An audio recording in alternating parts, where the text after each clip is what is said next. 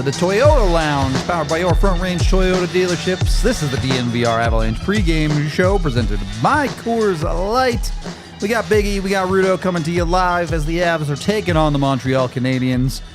Canadiens on the back-to-back while the Avs are rested at home. The schedule gods finally showing favor upon the Colorado Avalanche, perhaps. I like it, because God knows it hasn't been easy for the Avalanche this year. It's been rough. But you're right. Montreal's that's their last game of their road trip. Kind of a crazy road trip. Montreal to Florida to Tampa, whatever, to Vegas, back to Chicago, back here, going home after. That's a crazy road trip. But you know what? Who's complaining? Not us. You want a tired team coming in. Yeah.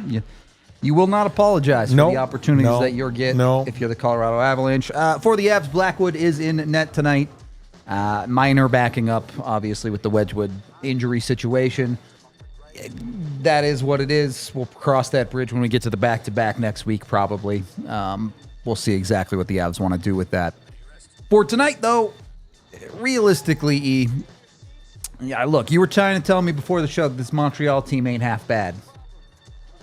Still, it's a team the Avs really should beat tonight. Listen, I agree with that last comment. They should be, absolutely. And you know what? You give it your best effort. You don't take anybody lightly. I think the Avs know that.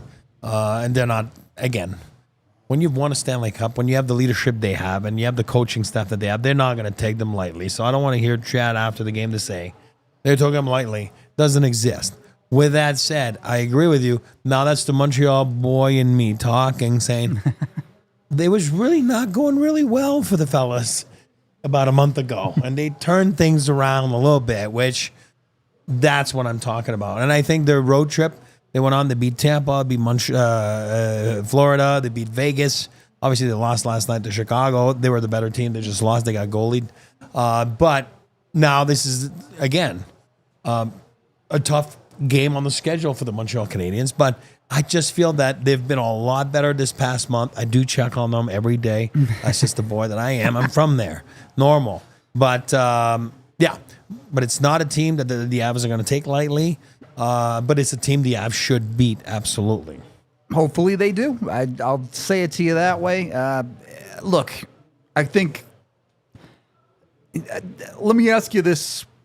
Coming off of that Buffalo game, is the vibe the Avs are energized from a ridiculous comeback win and all of the nonsense, or is the vibe the Avs might have a letdown here?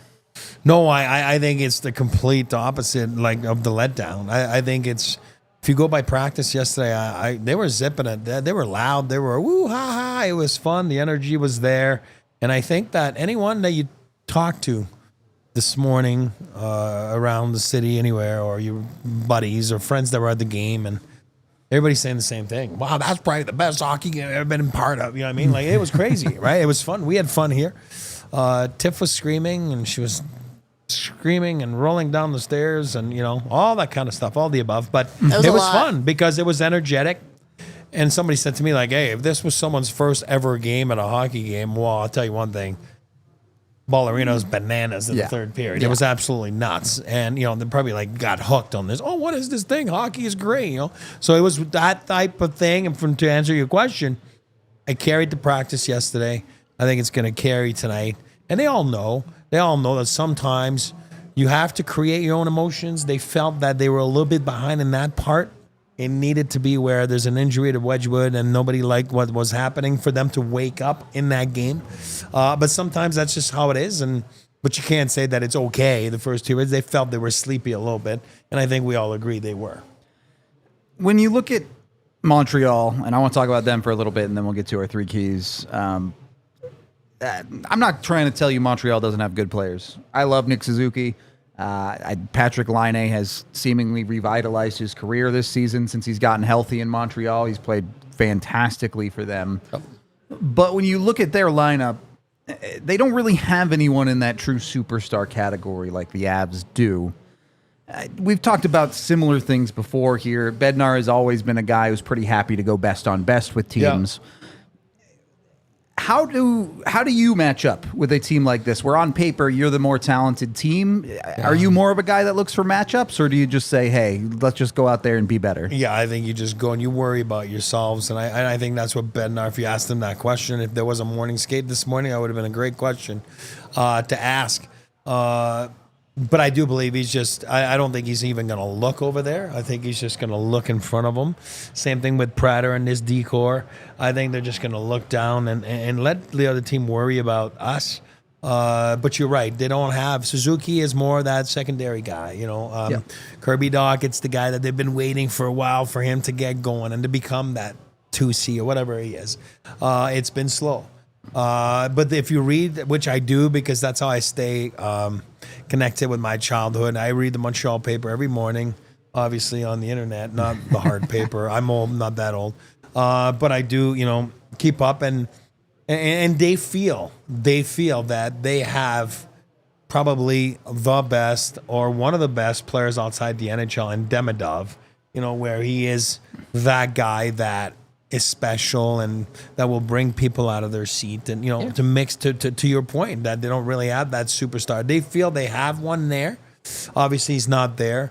It's going to be interesting to see. Kent Hughes went to Russia and with Vinny Lecavalier and just to kind of, since then it seems like he's been playing a lot more, and they're pretty happy with what transpired. But, I do believe if you look at it, Montembeau's been good in that. Then Lane Hudson, he's going to be a finalist for the Calder, no doubt. A good player, fun player, energetic. But somebody in Montreal, they've been waiting for a while to get excited about.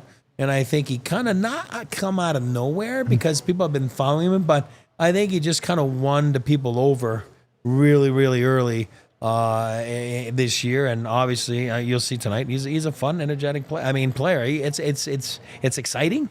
So keep an eye out for Lane Hudson. I'm still on Team Celebrini for that. There's one common denominator. They're both BU boys. They're not a big deal.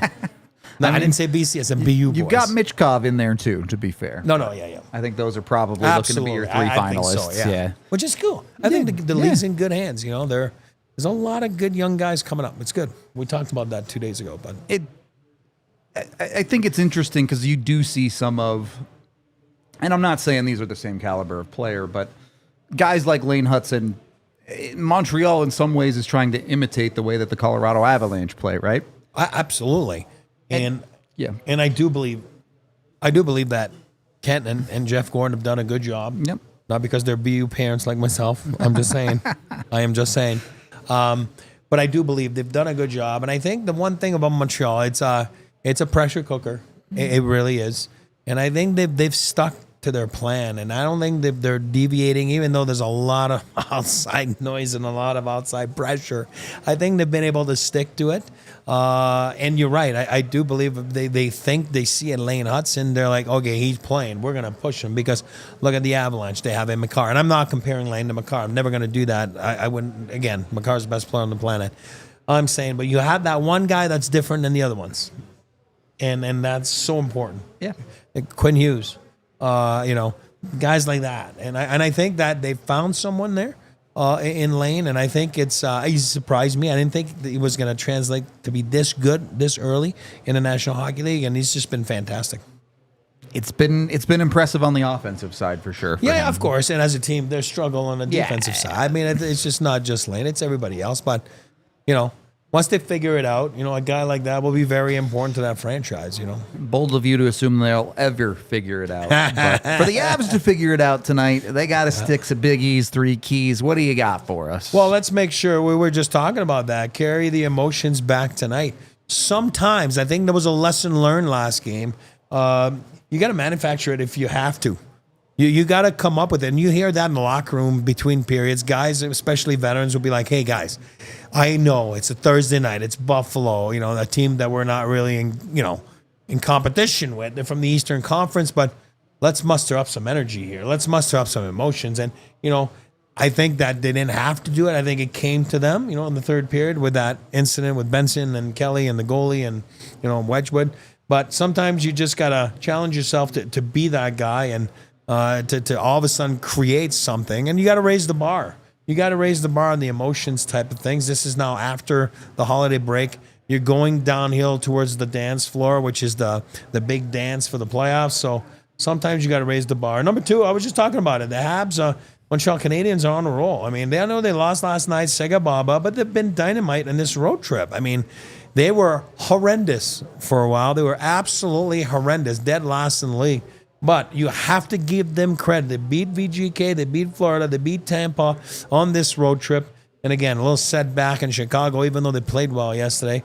So you know what? They're near a wild card spot, even though Rudo doesn't believe it's going to happen. I am not saying it will happen. I'm saying there's a lot of teams in between. But point-wise, they're in a lot better shape than they were a month ago. That's what fair. I'm saying. Yeah.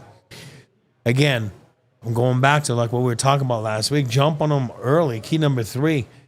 If you jump on them, the legs will give up early for Montreal. It's a long road trip. It's a lot of plane miles that they've had this past week.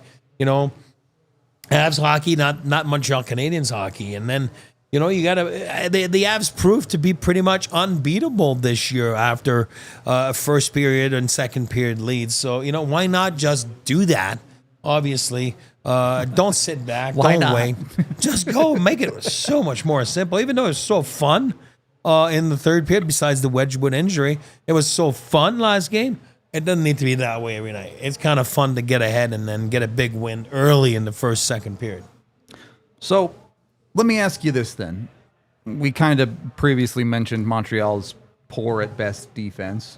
They're on a Sega Baba. Yep.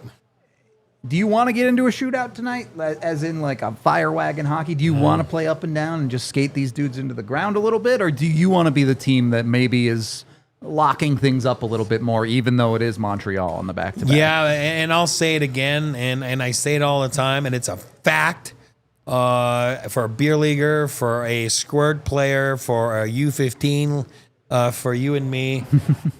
Don't ask me why. You're in the offensive zone. You're flying. You feel like absolute heaven. You go play in your own end. You are dying. You're sucking wind. It's just life. So to me, play smart defense tonight. Be sharp. It leads to good offensive chances. Once you get down there, pin them down.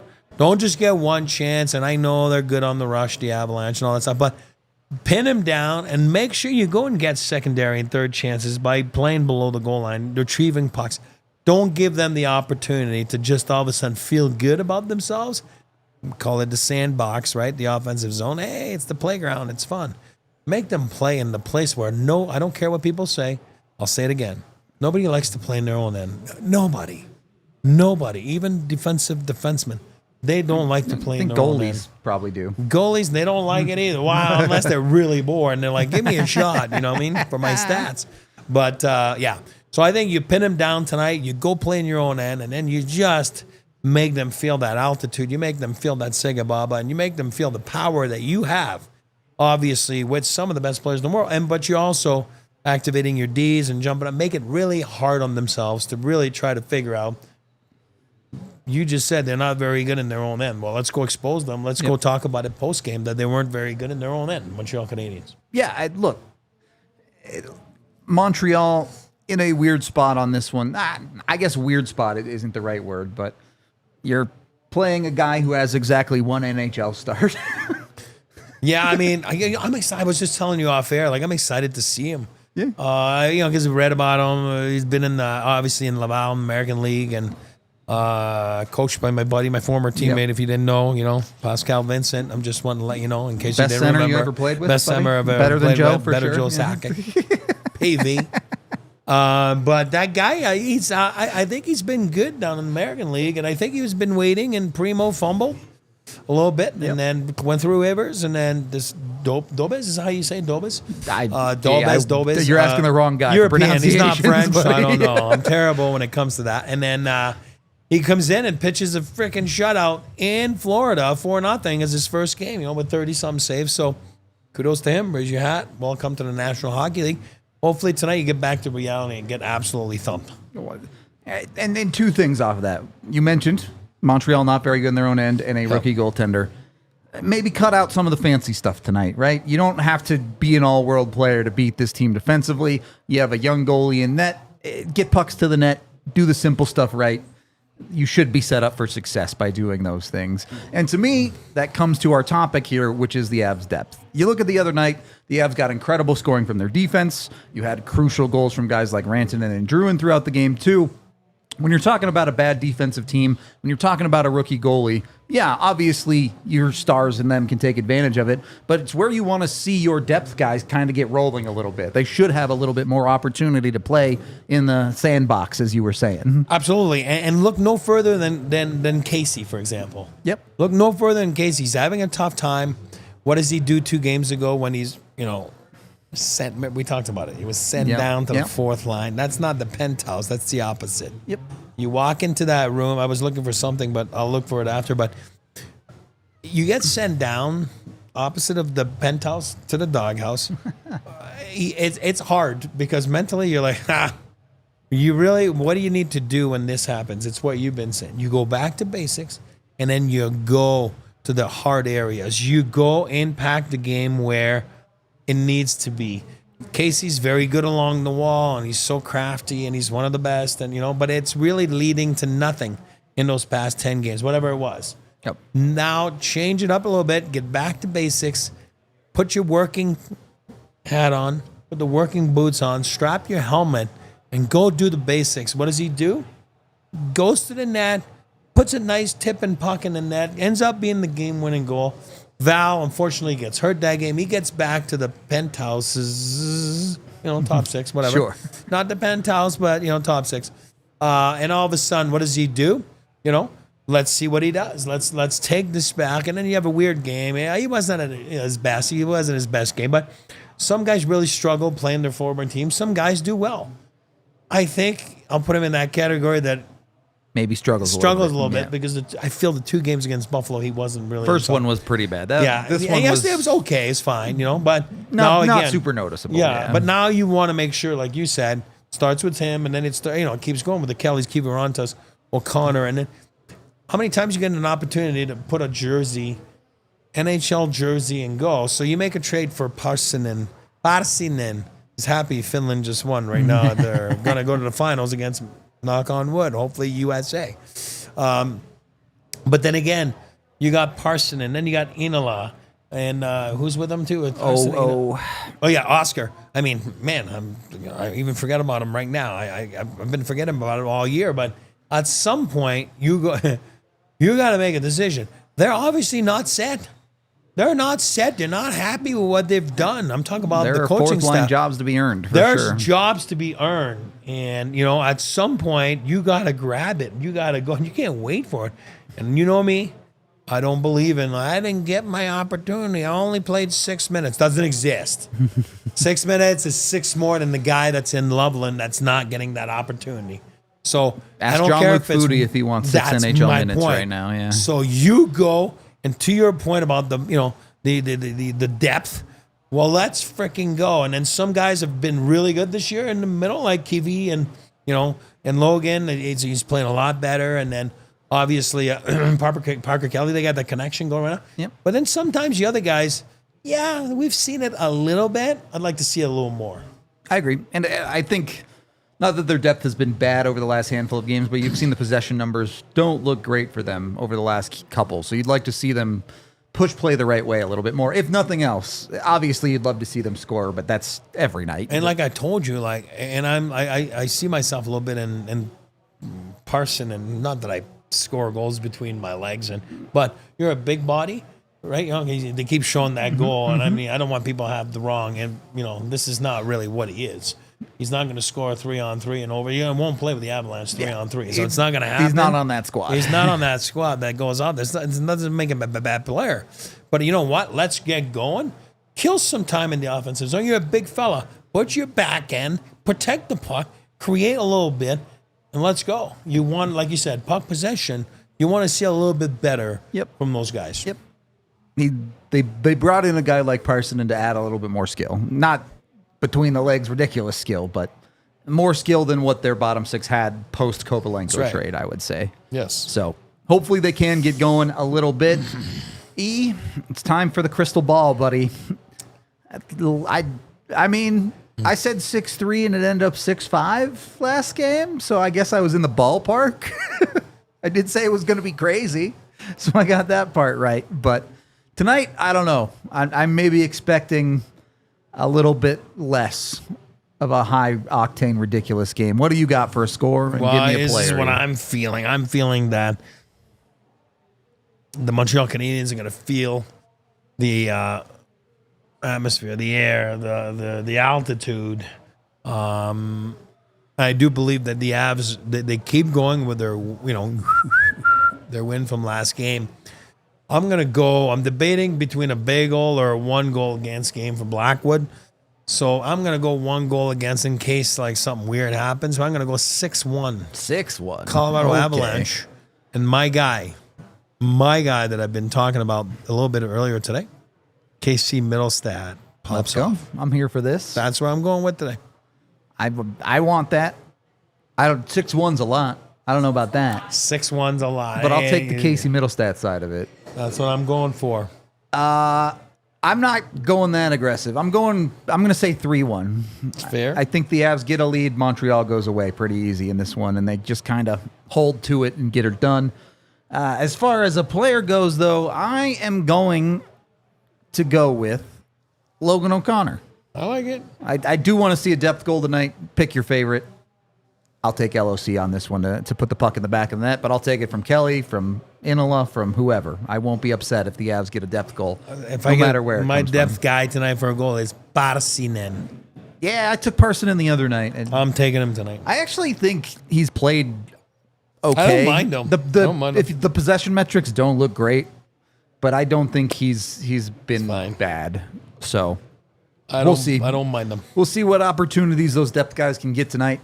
I will say it is important for the Avs not to fall behind, because what happens when you fall behind, you don't play your depth nearly as much. So that is looking forward to your bets now. Part of the my bets are stupid, but we can get into my pregame picks with Bet365. They are, of course, never ordinary, so much so that I don't even think you can bet on one of them anymore. I took the under 1.5 goals for the first period. Generally speaking, in a back-to-back, first period is going to be the best period from your opponents. So keep that one tight. Expect that, and then the Avs can take over from there. Taking a Gerard point at plus 135. Good money for Sammy G right there. Doing that right now? The Taves money's off the table, so you had to switch it up and go to Gerard. Is? Yeah, Taves is like even money now. Yeah. Hold on. I'm going to do it as we speak. And then the boosted bet was Line and Makar to score, but it sounds like Line might not be playing. So, yeah, I saw that. He's sick. He's sick. He's got the flu or something. Yeah, the virus that's going around. Maybe instead take Caulfield to combine with Makar to score or something like that. Yeah. That could be an option if you want to parlay a couple of things together there for both teams. Yeah. But whatever you end up betting on, make sure you do it with Bet365. And when you do gamble with Bet365, of course, you must be 21 or older, physically located in Colorado. And if you or someone you know has a gambling problem, call or text 1-800-GAMBLER today. Just to confirm, it is the exact same lineup as what ended last game. Blackwood obviously starting in net with the injury to Wedgwood, but the rest of the lineup is identical. Middleton on that bottom pairing with Malinsky, and that bottom line is Olausson, Inola, and Parsonen together. Does look like they're putting Parsonen at center down there on the fourth line. So when you said Sammy, I took Sammy G. Plus 195, right? It's a plus 19 for what? What's this? No, I took a point for plus 135. Oh, I went assist. I mean, that's good money. Gerard's not likely to score if he gets a point. It's likely to be an assist, so probably not a bad bet to jump on it that way.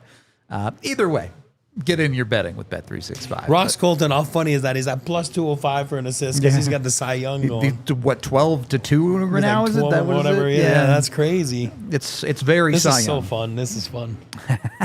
Always fun. Yeah. A couple extra bucks to have some fun with it.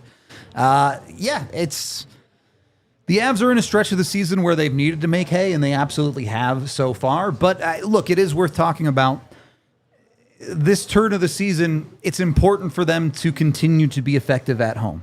Their home record is better now. You're sitting a handful of games above 500, unlike you were earlier in the season. But you win tonight, and you guarantee this is a successful homestand. They can be 3-0, and then they get a fourth game at home to get a bit of a free roll on.